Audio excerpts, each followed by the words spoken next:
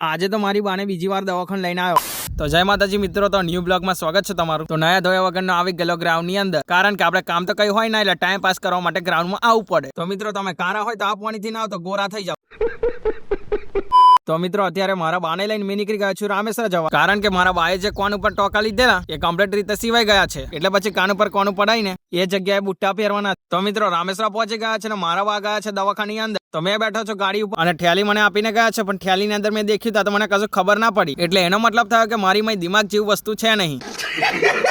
તો મારા બા ગયા છે અત્યારે સાડી લેવા માટે, એટલે પછી મેં આવી ગયેલો ખમણ લેવા, અને હવે ઘરે જઈને મસ્ત મજાનું ખાશું, કારણ કે ભૂખ એવી લાગી છે કે રસ્તામાં ખમણ પડી ગઈ તો ઘરે તો કાગરિયા બાગરિયા ખાવસ. તો મિત્રો મારા બા સાડી લેવા તો ગયેલા, પણ સાડી ગમી જ ના, એટલે પછી સાડી લેવાનો પ્રોગ્રામ કેન્સલ કરીને નીકળી ગયા ઘરે જવા. તો ઘરે તો પહોંચી ગયા, પહેલા ખાઈ લીધું ખમણ, અને ત્યાર પછી નહીં કાઢ્યો. જિંદગીની અંદર નાવું જરૂરી છે મિત્રો. અને ત્યાર પછી ચાનો ટાઈમ થઈ ગયો તો ચા પી લીધી, અને અમારો ભાઈબંધ ગોળી પાડ્યા વગર પેન્ડલ મારે સાયકલ જાય એવું કહેવા માંગે છે. અરે તારી ભલી થાય તારી, તારામાં દિમાગ હોય તો અહીં ના હોય.